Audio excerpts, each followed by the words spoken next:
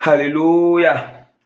Gloire soit rendue à notre Seigneur et Sauveur Jésus-Christ de Nazareth pour cette grâce excellente qu'il m'accorde encore de venir continuer l'enseignement de notre thème. Donc, de venir continuer et achever vraiment l'enseignement de notre grand thème. Donc, je demeurons bien tous bénis, peuple de Dieu. Et j'implore vraiment le Seigneur dans sa grande miséricorde, sa compassion et son amour, de nous remplir davantage de sa miséricorde, de sa bonté, de sa compassion, de la sagesse, l'amour, l'humilité, la patience, la fidélité, vraiment la soumission totale à la sainte doctrine du Seigneur, sans toutefois oublier une grâce excellente de pouvoir vivre, alléluia, de pouvoir vivre vraiment une vie de la sanctification complète, sans laquelle personne ne verra vraiment l'Éternel. ne verra l'Éternel. Je vais déjà recommander rapidement la continuité ou bien la suite de notre enseignement entre les mains du Seigneur afin que lui-même il vienne prendre total contrôle. Père, en ce moment, je bénis ton nom, je te glorifie de tout mon cœur, de m'avoir accordé la force et la capacité, le privilège de venir continuer, Seigneur, et achever ce grand thème d'enseignement, Seigneur Papa, que toi-même tu m'as fait grâce de commencer, Seigneur Père. Seigneur, car tu dis dans ta parole que tu es le commencement et la fin dans le temps, Seigneur. Dis le commencement et la fin dans le temps et le premier et le dernier dans le temps, Seigneur Père. Seigneur, je t'en supplie, Seigneur, de venir clôturer, Seigneur, ce moment d'enseignement, Papa, Seigneur, de venir finaliser, Père, ce moment d'enseignement, Seigneur, je t'en supplie. Seigneur, de communiquer à ton peuple ta vie, Seigneur, de faire connaître ton dessein davantage à ton peuple en ce moment, Père. Éternel, jusqu'à la perte de puissance, Seigneur, je te confie tous ceux qui vont écouter cet enseignement. Je t'implore, Seigneur, de continuer à les impacter positivement, à les transformer à travers ces enseignements, Père, à les convaincre selon ta grande bonté, Seigneur, et ta puissance, au nom puissant de notre Seigneur et Sauveur Jésus de Nazareth. Seigneur, viens me conduire dans toute la vérité en ce moment, au nom puissant de Jésus-Christ de Nazareth. Amen. Alléluia. Gloire soit rendue davantage à notre Seigneur et Sauveur, Jésus-Christ de Nazareth. Bien-aimé, vraiment que par la grâce du Seigneur, je vais annoncer vraiment la suite et la fin. Alléluia. La partie quoi vraiment, la partie quoi et la fin vraiment de notre grand thème qui est intitulé sur notre grand thème qui est vraiment intitulé sur la nouvelle naissance spirituelle et ses étapes et ses différentes étapes. Donc, je vais d'abord faire vraiment en avant vraiment, je vais essayer de faire un petit rappel, un petit rappel mémoire bien-aimé sur vraiment les deux parties que nous avons eu à enseigner par la grâce du Seigneur. Donc, nous savons bien que notre thème était constitué sur deux grands points. Alléluia. Sur deux grands points, il y a le grand 1 et le grand 2. Et le grand 1 était vraiment, vraiment que le grand 1 vraiment qui était vraiment porté sur la nouvelle naissance. Alléluia. Qu'est-ce que c'est? Donc, c'était pour expliquer profondément bien qu'est-ce que la nouvelle naissance spirituelle. Alors, donc là-bas, on a donné les différentes significations spirituelles de la nouvelle naissance. On a expliqué probablement le jour que j'enseignais sur le grand 1. Et nous avons enseigné sur la naissance à ce niveau. On a eu vraiment enseigné sur la naissance physique et la naissance spirituelle aussi. On a parlé de la naissance physique. Donc, en ce moment, maintenant, nous avons débuté avec le grand 2. Le grand 2 dernièrement, qui était les différentes étapes vraiment de la nouvelle naissance spirituelle. Alléluia, nous avons débuté avec le grand 2 et nous avons eu à citer certaines différentes étapes. On a commencé à citer les étapes. On a cité la première étape qui était le petit A, la foi et quoi en Jésus comme Seigneur et Sauveur, la foi bien-aimée. Alléluia. La foi qui est croire en Jésus-Christ comme Seigneur et Sauveur et sa parole dans notre vie bien-aimée. Alléluia. Et sa parole. Et la deuxième étape qui a été le petit B, la repentance sincère et le renoncement bien-aimé au monde et au péché bien-aimé, ainsi que la troisième étape était le petit C, la délivrance et la purification profonde. Et la purification profonde. Maintenant, la quatrième étape qui était le petit 2, c'était le baptême. Le baptême d'eau. Et nous avons eu enseigné profondément sur le baptême d'eau. Sur le baptême d'eau, vraiment, il y a eu des petits points on a enseigné. Sur le baptême d'eau, il y avait le petit 1. Le baptême d'eau était vraiment constitué aussi de plusieurs. On a enseigné profondément sur le baptême d'eau. Et le petit 1 sur le baptême d'eau, c'était le baptême se fait-il au nom de le baptême se fait au nom de qui? On a enseigné sur ça, sur le petit 1. Donc, allez vraiment pour ceux, on a enseigné sur ça. Le petit 2 était vraiment de quelle manière doit-on procéder le baptême, alléluia, le baptême d'eau. Le petit 3, c'était où est-ce que le baptême d'eau doit se faire et ne doit pas aussi se faire. Et le petit 4 était basé sur à qui Jésus-Christ a confié la charge de baptiser. Et le petit 5, c'était qu'est-ce qui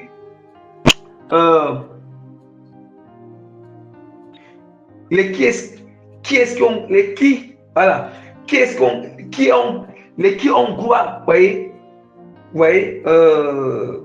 qui est-ce qui a gloire bien-aimé au baptême d'eau et qui n'ont pas gloire bien-aimé.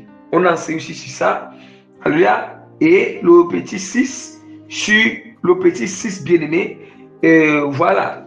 Et c'est ça. On a terminé à ce niveau, au niveau du petit 5. Ça, c'était le petit 1 jusqu'au petit 5, c'était les points qui étaient en train pour développer le baptême d'eau.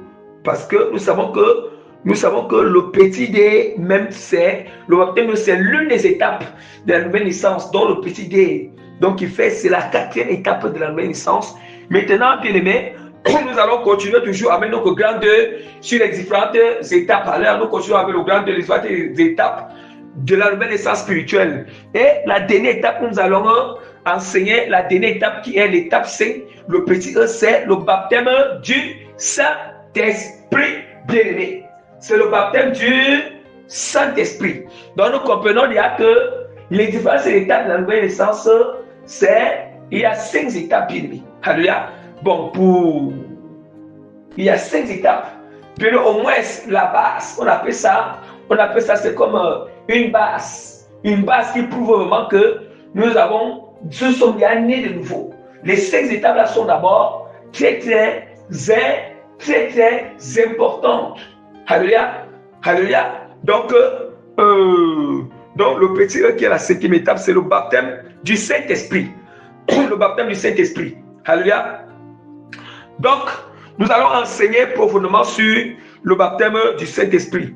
Là, le petit 1, le petit 1 maintenant. Petit 1, bien aimé. Excusez-moi. Déjà, avant même petit 1, nous allons déjà enseigner que petit 1, qu'est-ce que le baptême du Saint-Esprit? Voilà. Qu'est-ce que le baptême du Saint-Esprit? Il faut dire qu'on explique déjà profondément. On va donner, pardon, je m'excuse, nous allons donner plusieurs explications spirituelles, plusieurs significations spirituelles, ce que signifie le baptême du Saint-Esprit. La première explication est comme suite bien-aimée. Et comme suite, je m'excuse, le baptême du Saint-Esprit, c'est la réception du Saint-Esprit. Alléluia. C'est la réception du Saint-Esprit par la grâce de Dieu. Alléluia. Par la grâce de Dieu. C'est aussi la mise au monde des enfants spirituels de Dieu. La mise au monde des enfants spirituels. Les enfants spirituels de Dieu bien-aimé. Par l'intermédiaire du Saint-Esprit qui vient habiter en nous. Par l'intermédiaire du Saint-Esprit qui vient habiter en nous, bien-aimés. Voilà d'abord la première signification du baptême du Saint-Esprit, parce que je vais donner plus d'explications. Je sais encore vraiment de répéter la première explication. Le baptême du Saint-Esprit, c'est la réception du Saint-Esprit par la grâce de Dieu. C'est aussi la mise au monde des enfants spirituels de Dieu. Alléluia. C'est aussi la mise au monde des enfants spirituels de Dieu. Vous voyez? Des enfants spirituels de Dieu béni. Et quelque part, c'est vrai, c'est encore la reconnaissance ou l'adoption en tant que les fils et les filles de Dieu par l'intermédiaire du Saint-Esprit qui vient habiter en nous. Vous voyez, j'ai essayé de compacter déjà le premier sens spirituel, c'est de compacter ça, prendre plusieurs significations pour compacter dans une première signification spirituelle, je ne sais pas, pour essayer de compiler ça. Compiler. Alléluia. Donc, ça veut dire que la première explication spirituelle du baptême du Saint-Esprit, j'ai ramené 3 significations spirituelles pour compiler ça, pour devenir comme une première explication spirituelle du baptême du Saint-Esprit. D'où maintenant, vous avez entendu comment il dit que le baptême du Saint-Esprit, comme première signification, c'est la réception du Saint-Esprit par la grâce de Dieu. C'est encore la mise au monde des enfants spirituels de Dieu. C'est aussi la reconnaissance ou l'adoption en tant que les fils et les filles de Dieu par l'intermédiaire du Saint-Esprit qui vient habiter en nous. Voilà d'abord la première signification spirituelle, le premier goût spirituel de la signification bien-aimée du baptême du Saint-Esprit. Et tout maintenant, nous allons prendre les passages bibliques afin de nous attester, de nous approuver vraiment, de nous approuver ce premier groupe de significations spirituelles liées au baptême du Saint-Esprit que je viens de vous divulguer. Alléluia. De bien moment de vous partager, bien aimé. Vraiment, nous allons ouvrir rapidement la parole du Seigneur. Nous allons vraiment ouvrir. Je m'excuse.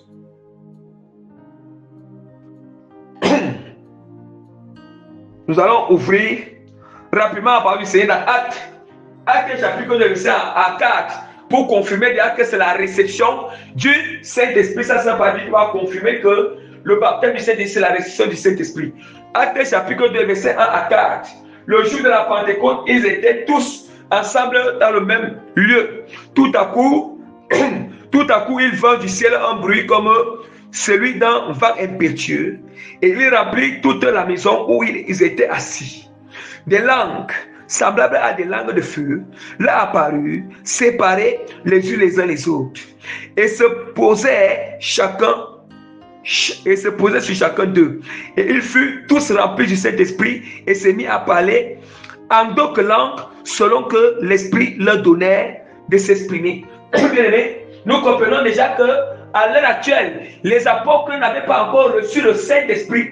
Ça, Jésus-Christ, avant que Jésus-Christ ne monte au ciel, il les avait dit de l'attendre. Alléluia. Il avait promis le Saint-Esprit que le Seigneur devait venir. Quand Jésus-Christ monte au ciel, il n'avait pas encore reçu le baptême du Saint-Esprit. Non, il n'avait pas encore reçu le baptême du Saint-Esprit. C'est pendant le jour de la Pentecôte à la chambre haute qu'ils ont reçu le baptême du Saint-Esprit. Vous voyez là que c'était la réception. C'était la réception du Saint-Esprit. Ouais. Ils ont reçu le baptême du Saint-Esprit qu'on appelle la réception de l'Esprit de Dieu, la réception du Saint-Esprit. Ça veut dire que c'est la puissance du Saint-Esprit qui vient habiter en nous. Habiter en nous, bien-aimés. Donc c'était là pour confirmer,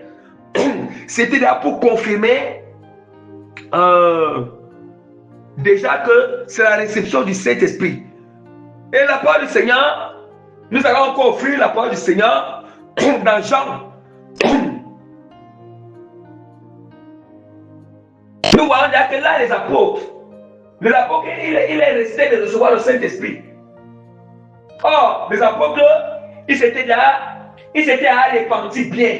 Ils étaient bien purifiés. Parce que Jésus a dit, ils avaient dit, mais vous êtes purs. Avant que Jésus ne monte, il les a bien purifiés. Il les a testés que vous êtes purs par la parole, ma parole que vous avez écoutée. Il les a montrés qu'ils sont encore purs. Quand il avait les pieds les uns les autres, il avait les pieds. Il les a testés que vous êtes bien purs. Donc, ils se sont d'abord repentis de l'ancienne vie.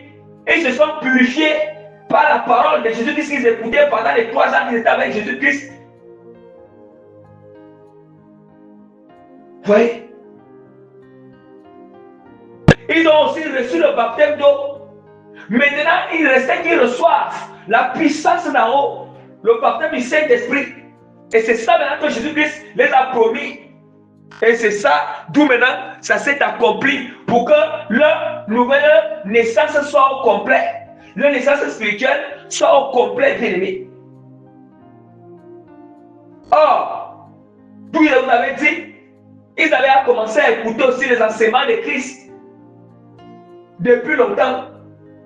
Vous voyez? Or, c'était la parole. C'est la parole quand on parle de purification et de délivrance. Il y a la parole et la prière qui est aussi liée à ça. Comme j'avais enseigné sur la purification. Vous voyez? Or, je continue encore. La parole du Seigneur nous dit dans Jean 15, verset 12. C'est ici mon commandement. Aimez-vous.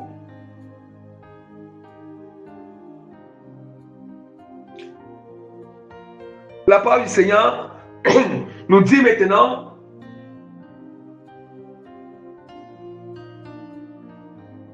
bien aimé, la parole de Dieu nous dit dans Romains chapitre 8, verset 14 à 16, car tous ceux qui sont conduits par l'Esprit de Dieu sont fils de Dieu. Et vous n'avez pas reçu un esprit de servitude pour être encore dans la crainte, mais vous avez reçu un esprit d'adoption par lequel nous crions Abba Père. L'Esprit lui-même rend témoignage à notre esprit que nous sommes enfants de Dieu.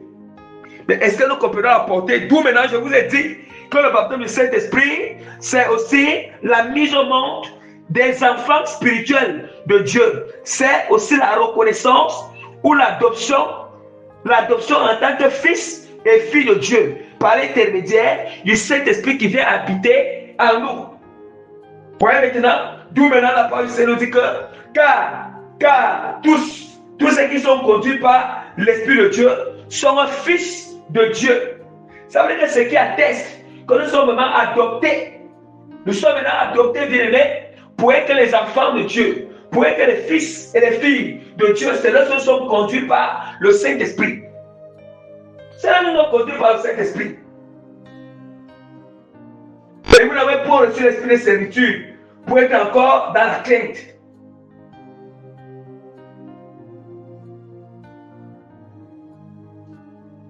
On n'a pas reçu l'esprit de servitude pour être dans la crainte. L'esprit de servitude, que ce soit l'esprit de l'esclavage. On n'a pas reçu l'esprit où le péché doit encore nous dominer. On n'a pas reçu l'esprit où, bien aimé, les hommes de la chair doivent encore nous dominer. On n'a pas reçu. Ça veut dire que si on a reçu le Saint-Esprit, on a le pouvoir de marcher sur le Saint-Esprit. On a le pouvoir de on a le pouvoir de dominer le péché, de dominer les hommes de la chair. Si et seulement si nous sommes conduits par le Saint-Esprit. Or, pour être conduit par le Saint-Esprit, il faut être disposé. Il faut être sensible au Saint-Esprit. Il faut être connecté au Saint-Esprit. Il faut avoir l'intimité profonde avec le Saint-Esprit. Avec le Saint-Esprit.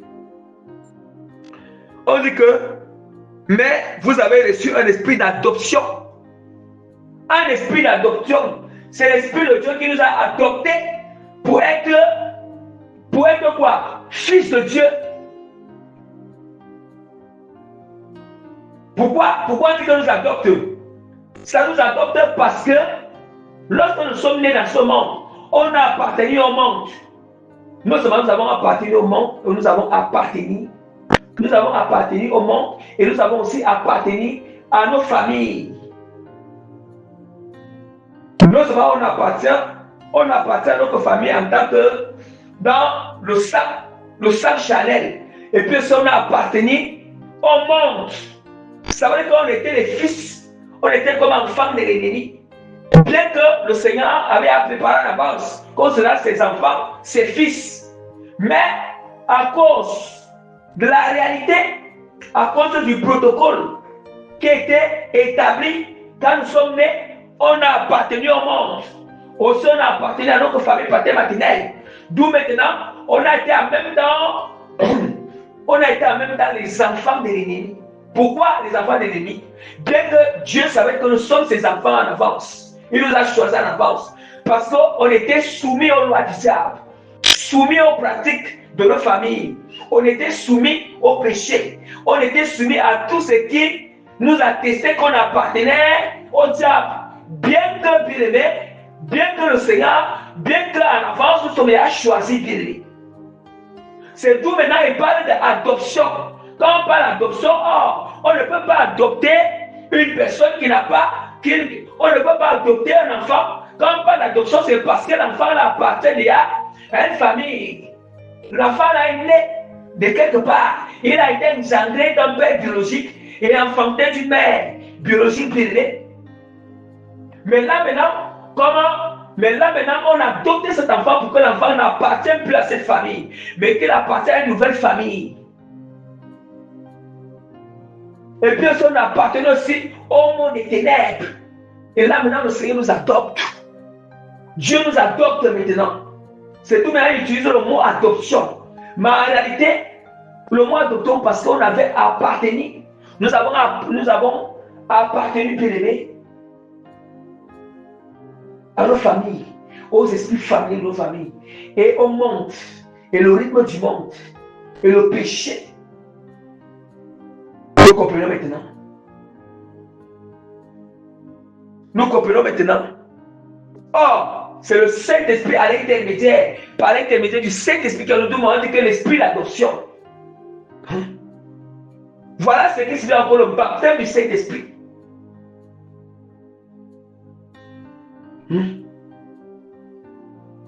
Bien aimé, la parole du Seigneur continue dans Galates, elle nous dit dans Galates 4, versets 5 à 7, afin qu'il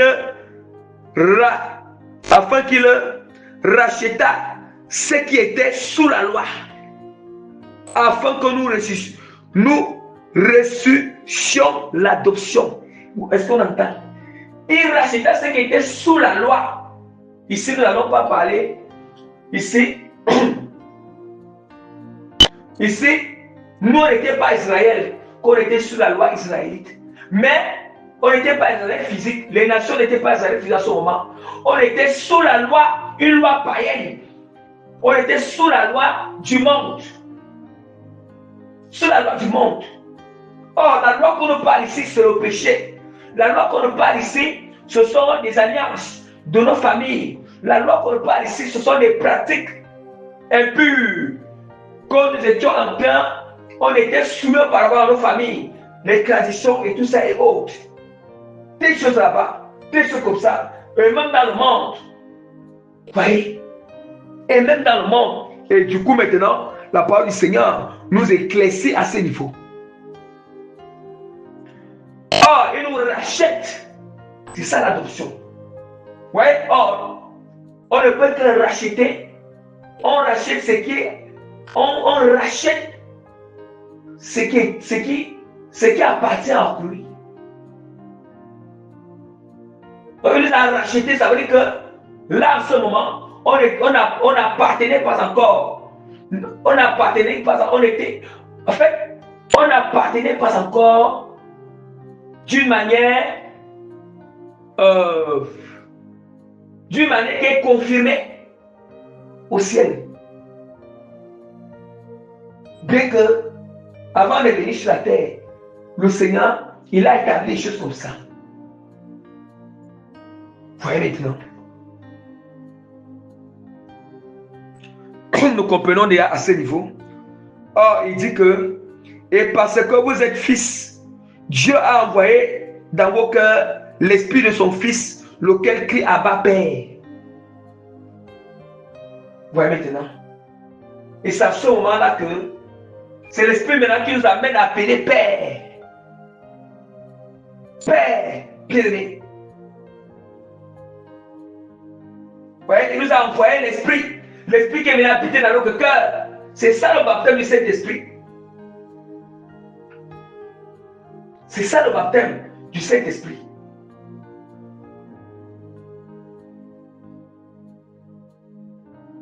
Vous voyez là que le baptême du Saint-Esprit, c'est l'une des étapes.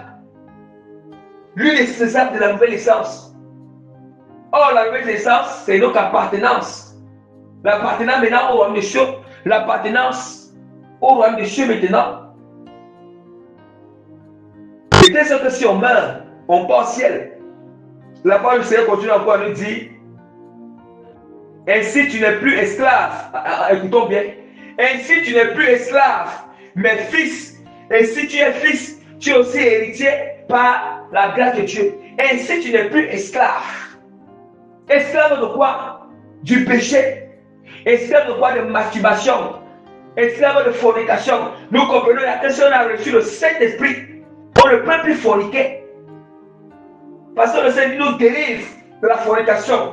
Il nous délivre du péché. Il nous délivre du mensonge. Il nous délivre de toutes les mauvaises semences. Ça veut dire que le Seigneur a le pouvoir. Il nous donne le pouvoir bien-aimé. Le péché ne doit plus nous dominer. Le péché ne doit plus régner en nous. Hein? Ainsi, tu n'es plus esclave, mais fils, esclave de qui? Du monde. Esclave de quoi? Des pratiques impures de la famille, des alliances de la famille. Esclave de la malédiction de la famille. Tu n'es plus esclave. Si et seulement si tu t'es vraiment bien repenti. Bien repenti sincèrement, comme c'est la première étape là. Parce que tout découle d'une bonne repentance. Sincère.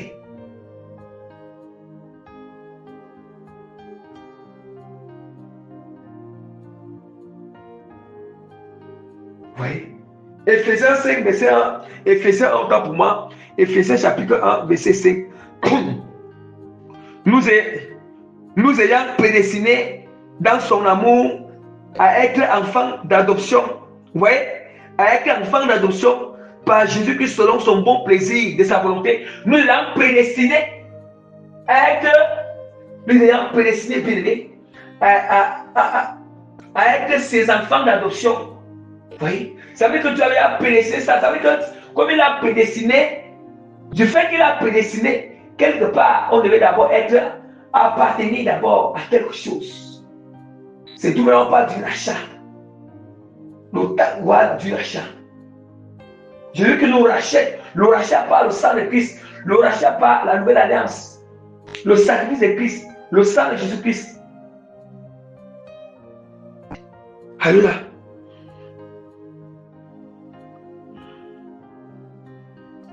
Bien-aimés, maintenant, nous passons sur la deuxième signification du baptême du Saint-Esprit. Deuxième signification. Deuxième signification vraiment du baptême du Saint-Esprit. Alléluia. Le baptême du Saint-Esprit, c'est un gage. C'est un gage qui témoigne et qui garantit notre salut. Le baptême du Saint-Esprit, c'est encore un gage. Un gage qui témoigne et qui garantit notre salut en Jésus-Christ de Nazareth, bien-aimé. Je vous assure, si quelqu'un, bien-aimé, quand le Saint-Esprit habite dans notre cœur, le Saint-Esprit est en nous, bien-aimé, c'est un gage qui garantit, un gage qui témoigne Non seulement qui témoigne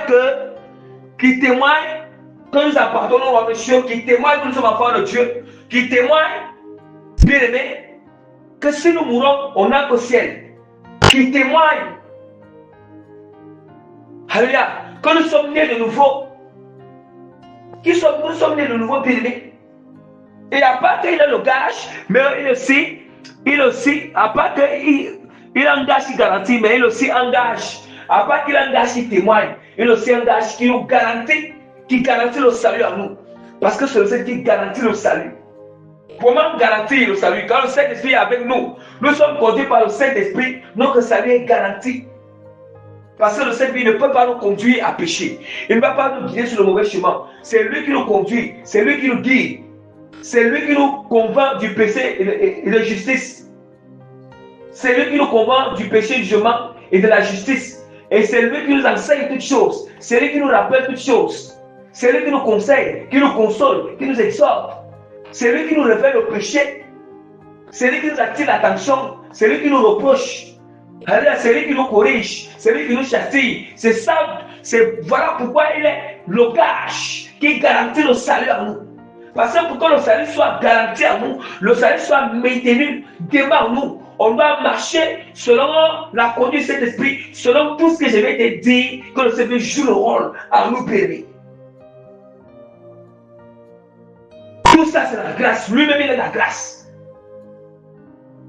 C'est pas sa grâce que toutes ces choses, on fonctionne, on marche selon ces choses.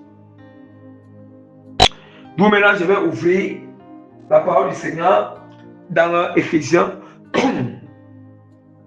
Éphésiens chapitre verset 13 à 14. En lui, vous aussi, après avoir entendu la parole de la vérité, l'évangile de votre salut, en lui, vous avez cru et vous avez été scellés du Saint-Esprit qui avait été promis, lequel est un gage de notre héritage pour la rédemption de ce que Dieu s'est acquis à la louange de sa gloire. Nous nous entendons. Nous entendons. Et puis encore, la parole de Dieu nous a encore dit dans Romains chapitre 8, dans Romains chapitre 8, verset 16, la parole du Seigneur nous dit là-bas que l'Esprit lui-même rend témoignage à notre esprit que nous sommes enfants de Dieu. Voyez maintenant, c'est tout maintenant que je vous disais qu'il est un gage qui témoigne et qui garantit notre salut.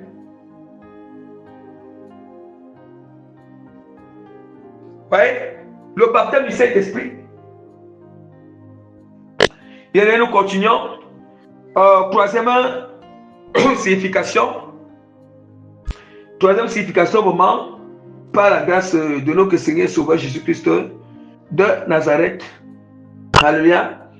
Bien-aimé, en ce moment,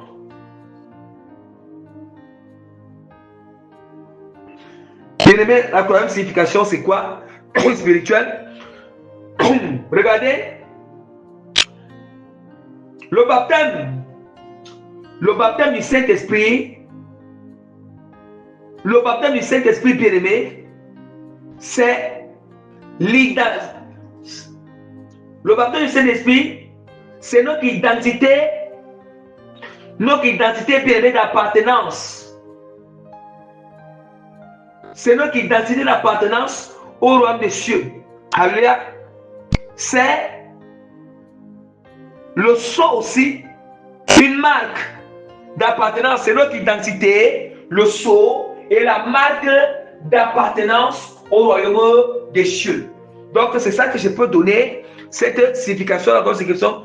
Le baptême du Saint-Esprit, c'est le sceau, la marque et l'identité d'appartenance, de notre appartenance au royaume des cieux. Alléluia. C'est ça, bien le baptême du Saint-Esprit. C'est le sceau, la marque et l'identité spirituelle de notre appartenance au royaume des cieux bien-aimés. Au royaume des cieux. Voilà ce qui signifie encore le baptême du Saint-Esprit. D'où maintenant la parole du Seigneur nous dit D'où maintenant la parole de Dieu nous dit, alors, ceux qui craignent l'Éternel se parlaient l'un à l'autre. L'Éternel fut attentif et il écouta, et un livre de souvenirs fut écrit devant lui pour ceux qui craignent l'Éternel et qui honorent son nom. Et qui honorent son nom. Or, nous savons que quand nous sommes conduits par le Saint-Esprit, nous allons obéir facilement au Seigneur. Nous avons la tête pure du Seigneur. Du moment où, bien aimé, nous avons bien cru. Le nom maintenant, rapidement, quand on a reçu, on s'est repenti, on s'est purifié, on a reçu le baptême du Saint-Esprit. Du coup, bien aimé, Dieu, ça veut dire que le Seigneur, premièrement, il va effacer nos noms sur le livre de condamnation du diable, le livre de l'enfer. Il efface nos noms là-bas et nos péchés là-bas. Il efface nos péchés dans sa face. Et puis il écrit. C'est là maintenant qu'il il confirme maintenant nos noms sur le livre des vies. Le livre des vies, il inscrit nos noms sur le livre des vies, il confirme. Cette écriture de nos noms sur le livre des vies. Alléluia. C'est-à-dire qu'on appartient au ciel. Nous n'appartenons à. Ça veut dire que si quelque part là-bas au ciel, nous avons écrit quelque part, si on meurt, Dieu envoie l'ange pour venir recueillir nos crânes. C'est par rapport à nos données qui sont là-bas au ciel. Par rapport à nos noms qu'il y a inscrits là-bas au ciel. Hein? Qui est déjà inscrit là-bas au ciel. Apocalypse chapitre 3 verset 5. Celui qui vaincra sera revêtu ainsi de vêtements blancs. Je l'effacerai pour son nom sur le livre de vie. Et je confesserai son nom devant mon Père et devant ses anges. Ça veut dire que celui qui vaincra sera revêtu ainsi de vêtements blancs. Et je l'effacerai pour son nom du livre de vie. Vous comprenez là que celui qui vaincra quoi? Nous allons vaincre sur le péché. Dehors, ça va depuis le jour que nous sommes nés de nouveau.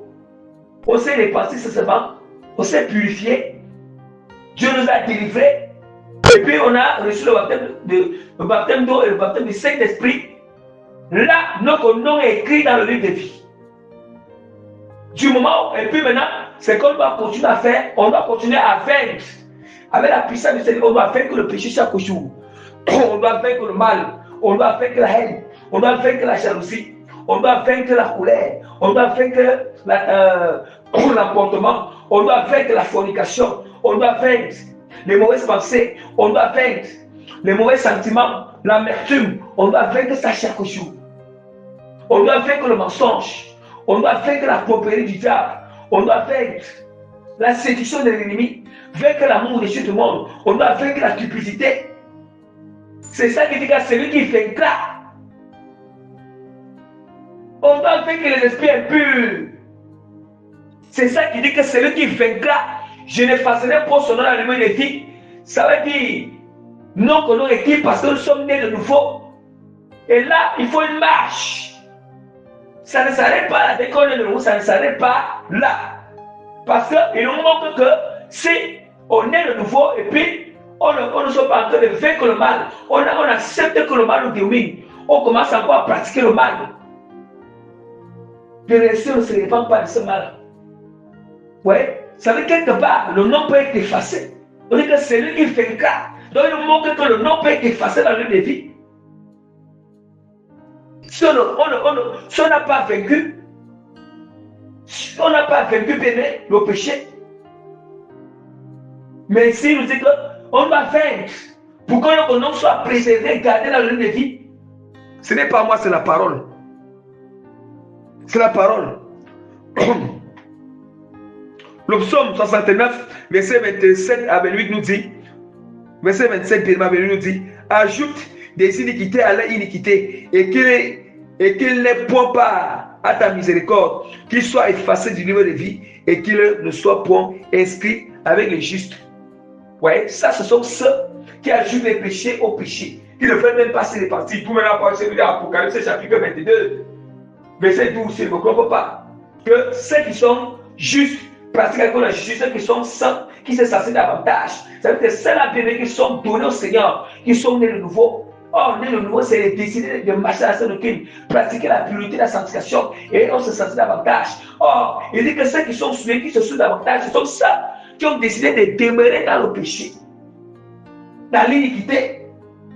Vous voyez? Dans l'iniquité. Bien aimé, maintenant, nous allons donner la dernière, comment dire? Maintenant, nous allons donner la dernière signification, la dernière, qui est la quatrième signification du baptême du Saint-Esprit. Le baptême du Saint-Esprit, c'est la confirmation d'une nouvelle alliance entre la confirmation d'une nouvelle alliance entre l'Église et le ciel. Entre l'Église et le ciel. Alléluia. Et entre l'épouse et l'époux. L'époux, c'est qui? C'est Jésus-Christ.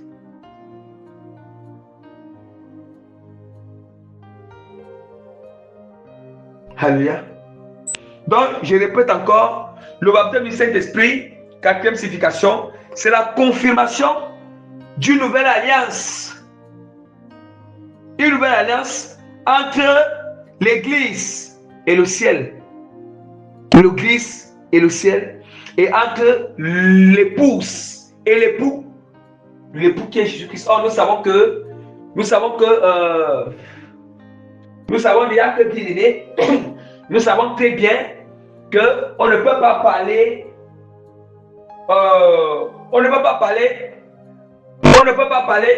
la relation entre époux et épouse s'il n'y a pas eu une alliance entre les deux. L'alliance, ce qui prouve que les deux personnes se sont mariées, c'est du fait que, bien aimés, ils se sont mariés devant le Seigneur. La parole de Dieu les a liés, bien aimés. Ils sont mariés, bien aimés, devant. Ce qui prouve qu'ils sont mariés, ça veut dire qu'ils se sont mariés, que ce soit l'homme a eu à honorer la femme dans sa famille par la dot qu'on a demandé, et puis aussi l'homme a honoré aussi la femme devant Dieu, et puis aussi, et aussi selon le monde, que le monde a établi là pour précaution. Voilà, parce que le mariage à la mairie, c'est une précaution. C'est une manière vraiment pour sécuriser la femme. Voilà, pour sécuriser vraiment la femme. Parce que nous savons que dans le monde, il y a l'église, l'État. L'église, l'État et la famille. C'est comme ça qu'il. Or, c'est la famille bien aimée, c'est la famille qui donne naissance à tous les gens qui se trouvent dans l'État et tous les gens qui se trouvent dans l'église. C'est la famille. Tout commence dans la famille. Vous voyez? D'où maintenant c'est ça. D'où maintenant aussi, c'est ça maintenant qui confirme que les deux personnes sont mariées. Parce que l'homme a honoré la femme dans sa famille. En donnant ce que la famille a demandé, a fait l'accord. Dans cet accord, la famille a demandé, c'est ça qu'on appelle la dot. Une dot selon la sainte doctrine. C'est ça qui confirme. Et puis, nous allons voir dans l'église, ce qui confirme maintenant, c'est la parole. Vous voyez? La parole de Dieu qui va lier bien-aimé, selon ce qui est écrit dans les Saintes Écritures.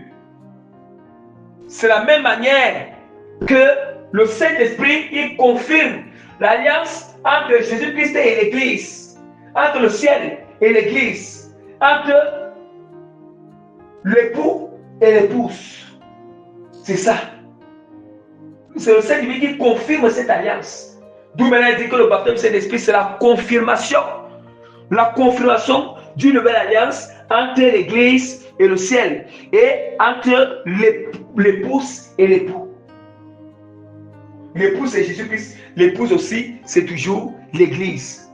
D'où maintenant, rapidement, nous allons rapidement Ouvrez la parole du Seigneur dans 2 Corinthiens chapitre verset 22. Lequel nous a aussi marqué, autant pour moi. Voilà, la parole du Seigneur nous dit, Apocalypse chapitre 2 verset 7 à 9. Réjouissons-nous et soyons dans l'allégresse et donnons-lui gloire, car les noces de l'agneau sont venues et son épouse s'est préparée et il lui a été donné de se revêtir d'un fin lin éclatant pour pur, car le fin lin, ce sont des œuvres justes des saints. Et voilà, ce sont les œuvres justes des saints. Donc, nous voyons déjà, et la parole du Seigneur nous dit que, et l'ange me dit, écris heureux ceux qui sont appelés au festin des noces de l'agneau. Et il me dit, ces paroles sont les véritables paroles de Dieu. Bien évidemment, un autre passage. 2 Corinthiens 11, verset 2. Car je suis jaloux de vous d'une jalousie de Dieu, parce que je vous ai fiancé à un seul époux pour vous présenter à Christ comme une vierge pure.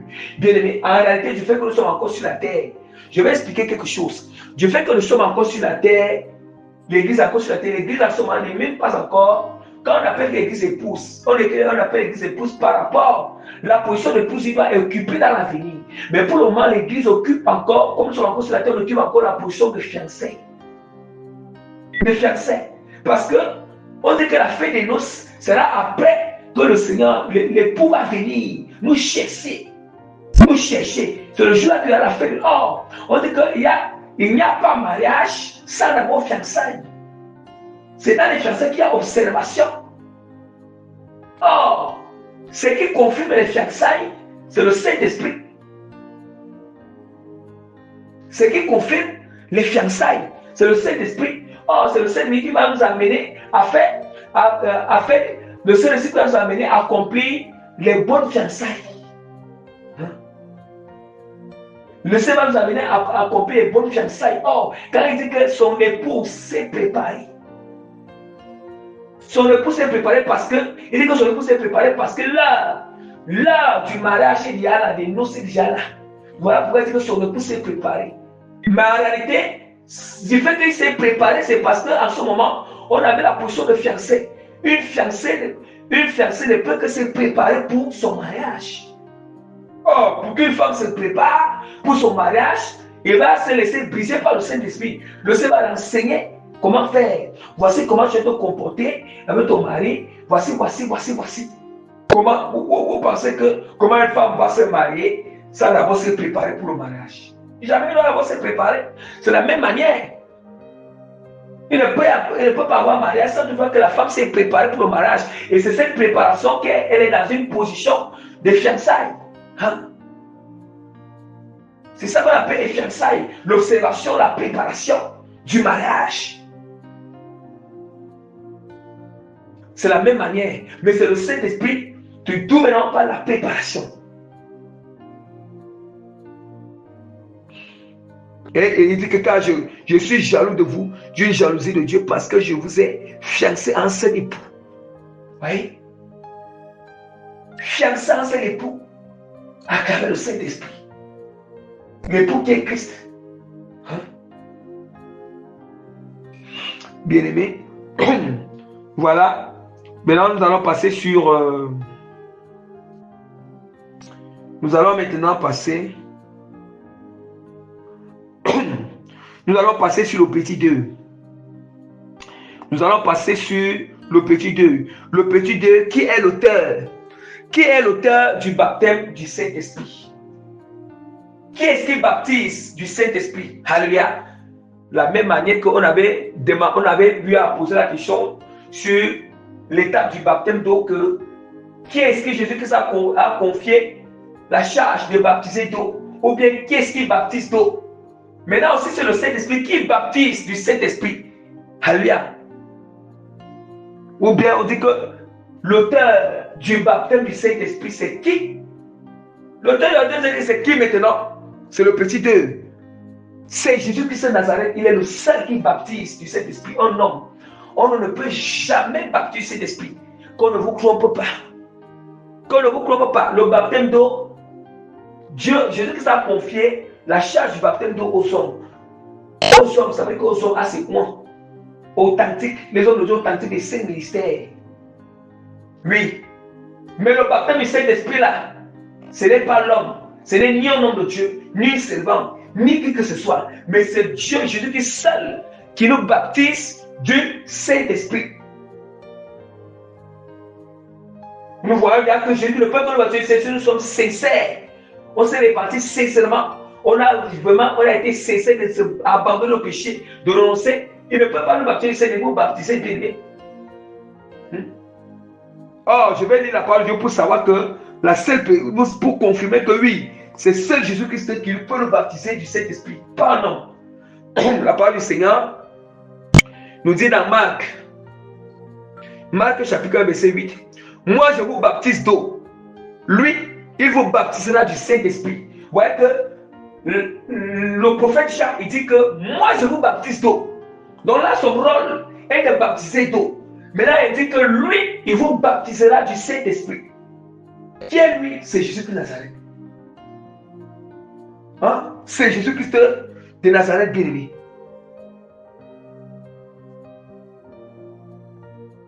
C'est lui seul.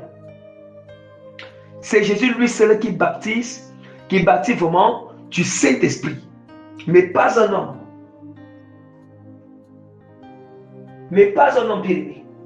J'espère que nous comprenons vraiment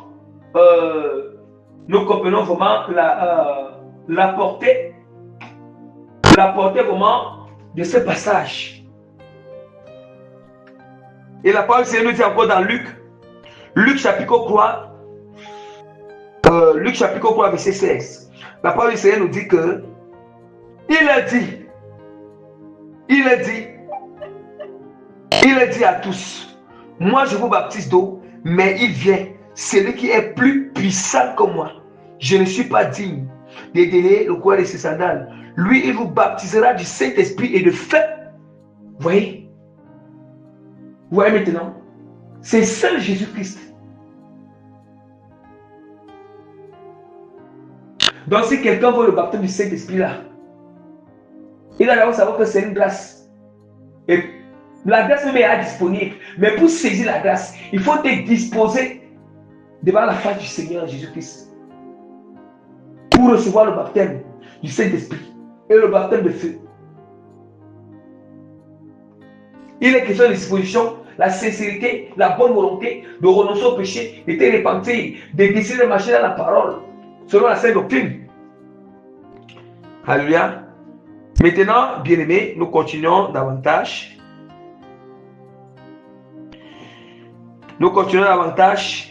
Voilà. Le petit quoi?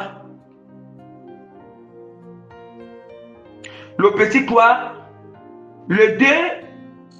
Je m'excuse. Le petit quoi? Les 2 baptêmes sont-ils obligatoires pour entrer au ciel? Et quelques conseils. Les 2 baptêmes sont-ils obligatoires pour entrer au ciel? Et quelques conseils. Alléluia.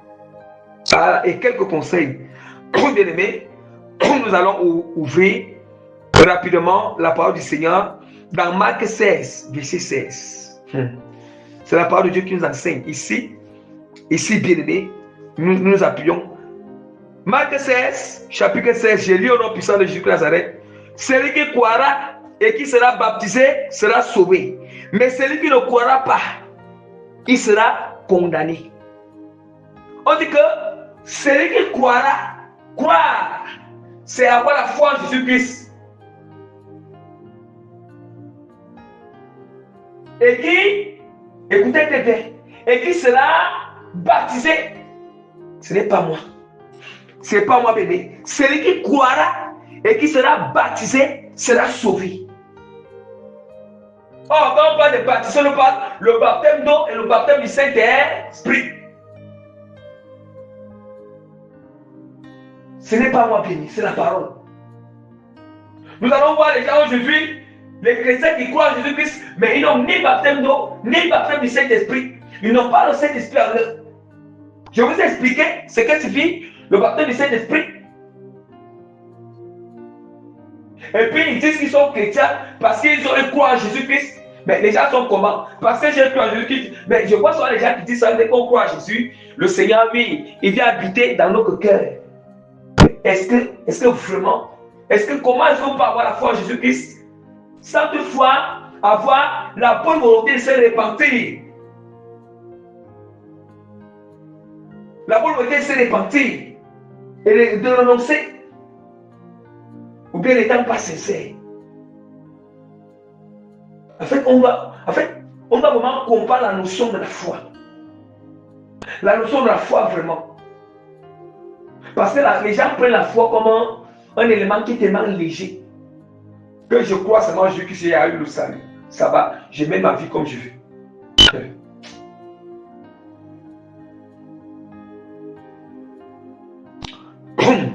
Ouais, voilà ce que la parole de Dieu dit.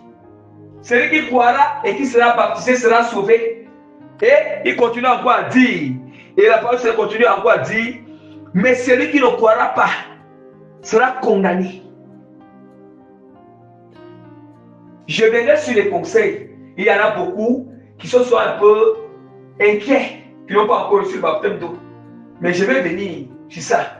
Je dois vous dire que voilà pourquoi j'ai eu à dire dans le petit, comment dire, le petit croix là, que les 2 baptêmes sont-ils obligatoires pour entrer au ciel et quelques conseils. Donc c'est ce que je vais mettre sur quelques conseils aussi. Bien aimé, nous allons encore ouvrir la parole pour démontrer que si on n'a pas le baptême d'eau et le baptême du Saint-Esprit, on ne peut pas entrer au ciel. Et on ne peut même pas recevoir.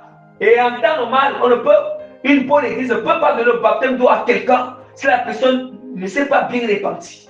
On ne peut pas recevoir le baptême du Saint-Esprit et le baptême du si on n'a pas fait une bonne repentance à Chifo. On ne trompe pas.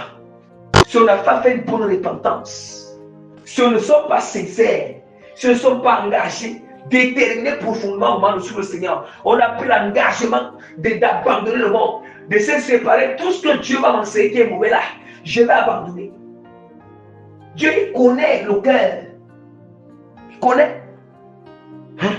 Il connaît le cœur.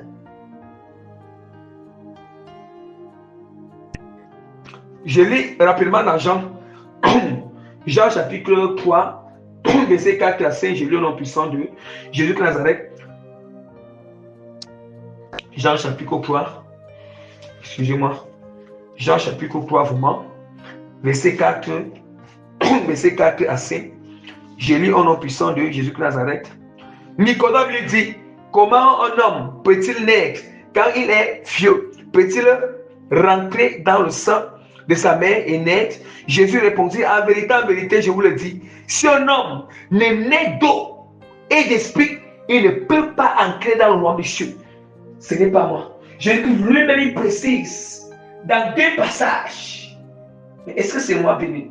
Ne dites pas que c'est l'apôtre Prémice qui a dit. C'est la parole qui a dit, béni. Je répète seulement ce que la parole de Dieu a dit. Je dis que c'est clair. Et réécoutons encore à nouveau. Jésus répondit, en vérité, je vous le dis, si un homme n'est né d'eau et d'esprit, il ne peut pas entrer dans le royaume des cieux. Ça veut dire que les 2 baptêmes sont obligatoires pour entrer au ciel. Obligatoires. Parce qu'on ne peut pas recevoir les 2 baptêmes si on n'a pas une bonne repentance. Si on reçoit le baptême d'eau et qu'on ne s'est pas bien réparti, ça c'est un faux baptême. Déjà, amen. Dans le baptême d'eau, il peut y avoir cliquage. Les hommes, parce que ce sont les hommes qui baptisent d'eau, ils peuvent faire le cliquage, ils peuvent faire la correction. Mais dans le baptême du Saint-Esprit, il n'y a pas de cliquage. Non. Il n'y a pas de cliquage, béni. Parce que c'est Jésus lui-même qui baptise du Saint-Esprit. Et pour qui baptise, il doit avoir la sincérité du cœur. Même s'il peut arriver que la personne ne connaît pas encore tout ce qui est comme péché là. Mais au moins, s'il est sincère, Dieu voit qu'il est sincère, que la personne va au fond du cœur, la personne a décidé d'arrêter tous les péchés qu'il connaît, qui n'est pas bon là. Qui n'est pas bon, il s'est réparti. Et qui, quand il va recevoir le Seigneur, va commencer à lui conduire sur d'autres péchés, au fur et à mesure, il va se répartir. Hein?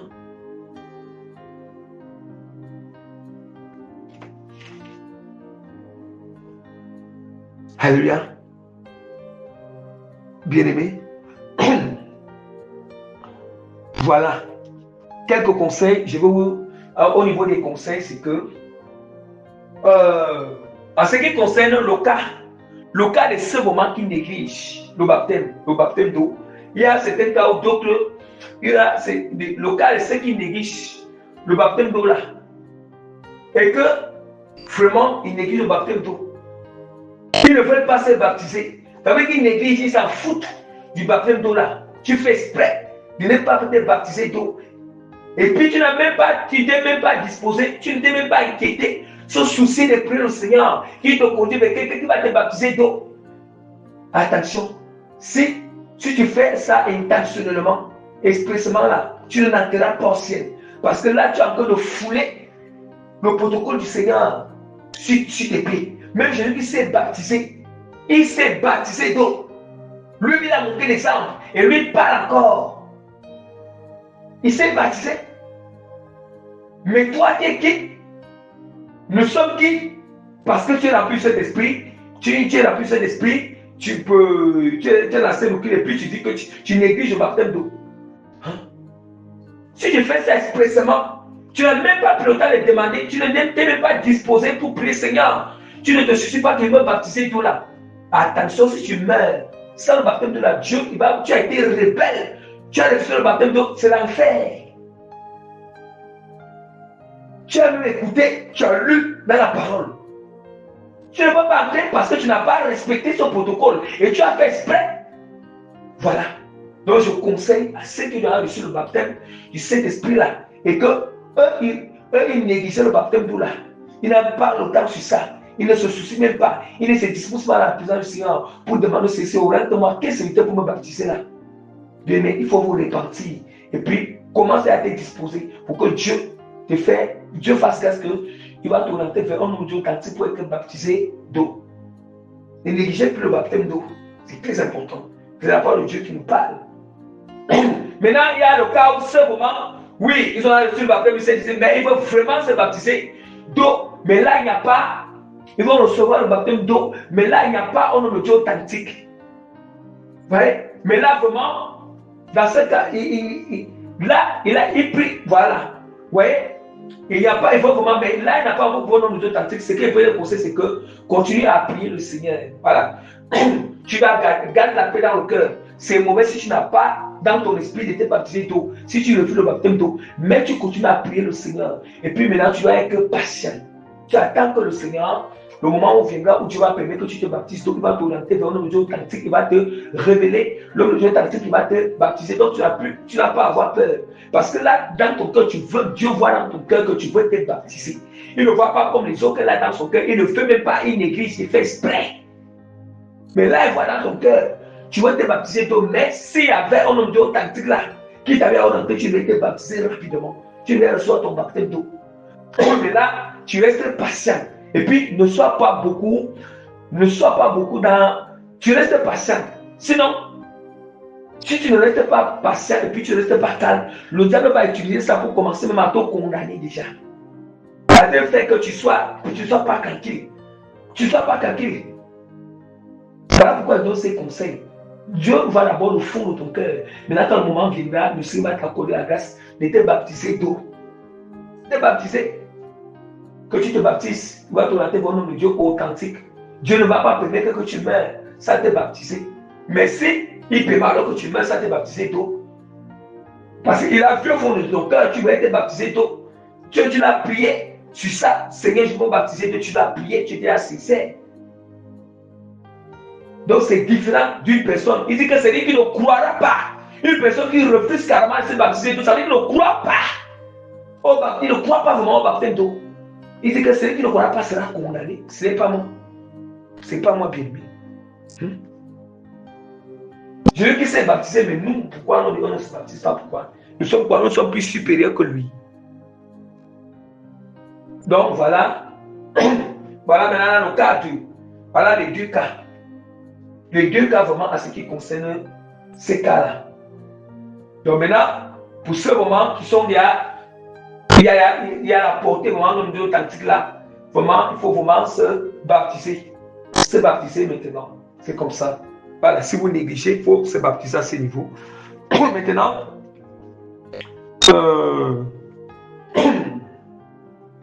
maintenant vraiment, comment dire, maintenant, nous allons constater que certaines personnes disent que mais l'obligatoire là, il n'a pas reçu le baptême d'eau, mais il a le ciel. Je vais aussi parler parce que ces gens de points là, je n'ai pas souvent sauté. J'aime souvent venir avec. Et donc aussi, il y a aussi d'autres personnes, vous allez voir que depuis quand il a vécu dans le péché, mais à la fin, quand il est sur le lit de l'hôpital, quand on le pêche, le Seigneur Jésus-Christ, il croit maintenant, mais Dieu ne le laisse pas vivre. Il reçoit la grâce du salut, il pense, mais il n'a pas reçu le baptême d'eau. Même celui qui est mort en toi n'a pas reçu le baptême d'eau. Je vais expliquer dans ce sens. Pourquoi? Pourquoi dans ce sens? Parce que dans ce sens, Dieu a décidé que la personne, Dieu, il a cru au Seigneur à la fin de sa vie. À la fin de sa vie, bien-aimé. Il a cru au Seigneur à la fin de sa vie. Et Dieu a décidé qu'il doit mourir. Dieu l'a posé la grâce à la fin de sa vie. Ça veut dire que la fin de sa vie. Vous voyez?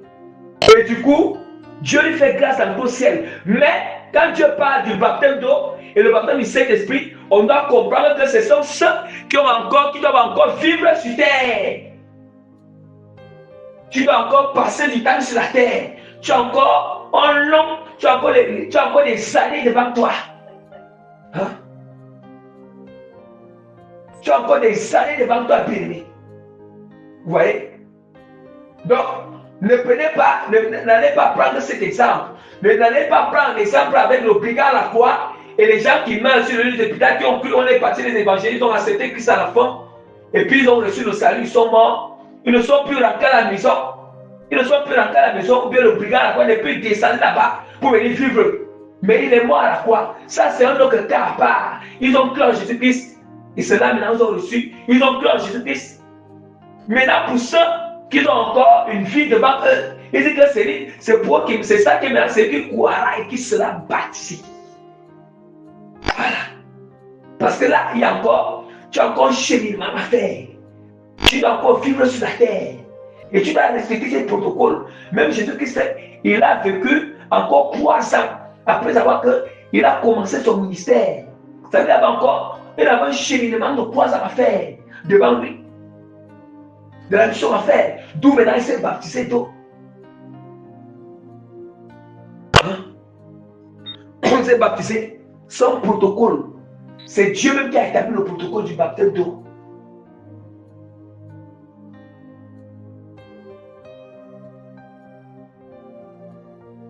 Mais j'invite les gens, quand quelqu'un va se baptiser d'eau, prends ton temps de prier le Seigneur. Qui doit te baptiser? C'est important. Il faut que son nom de Dieu authentique, qui doit te baptiser, rempli de la parole, rempli de la vérité, rempli du Saint-Esprit, rempli de la sainte doctrine, lui-même pratiquant la sainte doctrine. Il n'y a pas d'impudicité dans sa vie. Si un homme de Dieu là, il est dans l'impudicité, l'adultère, le mensonge, dans la fausse doctrine.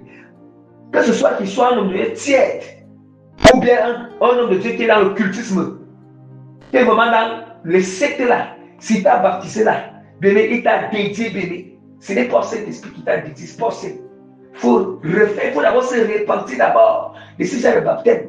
Et puis, refaire le baptême. Même si toi tu as été sincère. Parce que, je vous avais dit, les deux doivent être. Ça va être les deux doivent être comment dire, les deux principes doivent être au complet. L'homme de Dieu remplit la sainte doctrine, de la parole, du Saint-Esprit, de la vérité, lui-même pratiquant cette vérité. Et toi aussi, tu t'es repenti sincèrement. Repenti sincèrement, tu obéis à Dieu, tu commences à avancer dans la sanctification, tu écoutes la semaine de la sécurité, tu les mets en pratique. C'est ça. La société de renoncer au monde. Voilà. Les deux principes doivent être au complet pour que le baptême soit vraiment authentique. Authentique, confirmé par le Seigneur. Alléluia. Donc voilà pourquoi je vous dis qu'il faut toujours demander au Seigneur avant de se baptiser d'eau. Dieu, il s'est baptisé d'eau là. Mais Dieu sait que tu veux te baptiser d'eau. Ce n'est pas parce que on dit que si le baptême, là, si tu ne baptises pas d'eau, bon, tu ne peux pas tousser. Et puis, tu vas aller n'importe quel jour, tu vas voir, tu vas te baptiser. Puis toi-même, tu vas t'enfoncer encore. Tu n'es pas dans un même cas où tu n'es pas assez différent avec le cas où une personne, parfois même les hommes de Dieu à sa portée qui sont authentiques, mais ils refusent de se baptiser. Il n'arrive à dire, il n'a même pas le temps de ça. Hein? Donc, voilà. Maintenant, le dernier point, c'est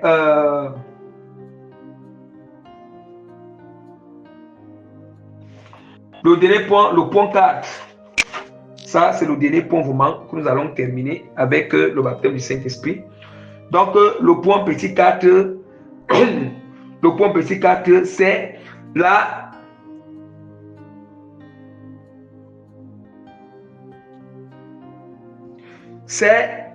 permissibilité ou bien la permutativité, bien aimé, du baptême,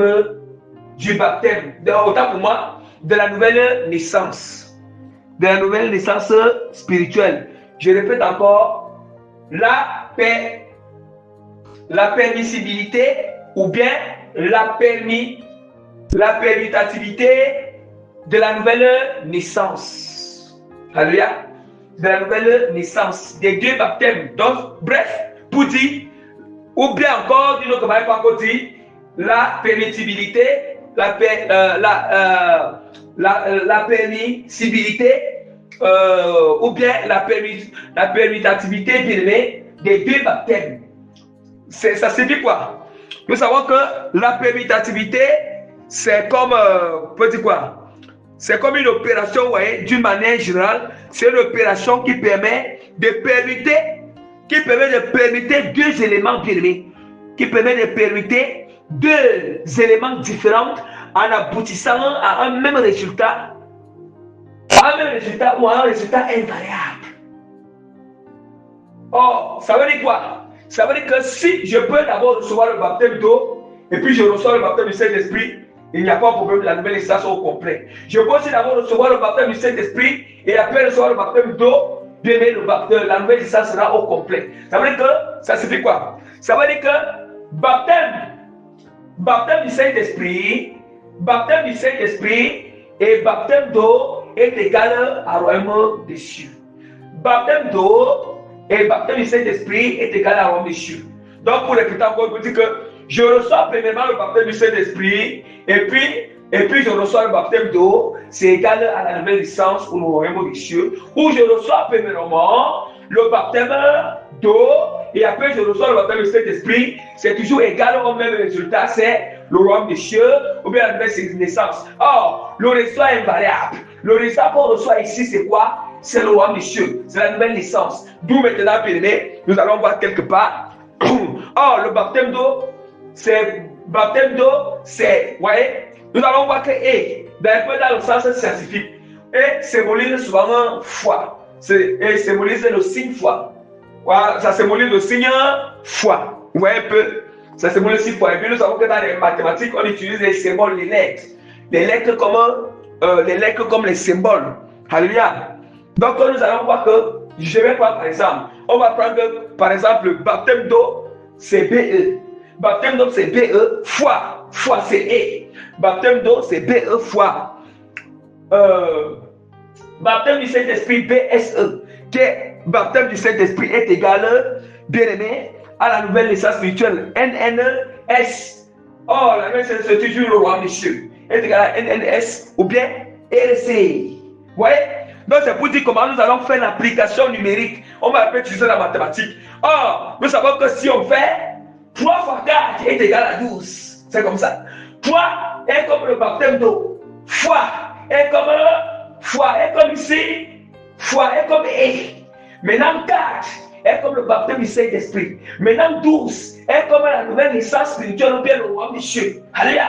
Donc, ça veut dire que 3 fois 4 est égal à 12. D'où maintenant, si on fait 3 fois 4, c'est égal à 12. Si on fait 4 fois 3, associé est égal à 12. Ah, je fais qu'on fait 3 fois 4 est égal à 12. C'est si on change, on peut permuter. On peut mettre 4 devant et 3 après. D'où maintenant, on dit encore que, on dit que 4 fois 4 est égal à 12, c'est 12 fois 3. Ah, autant pour moi, je m'excuse.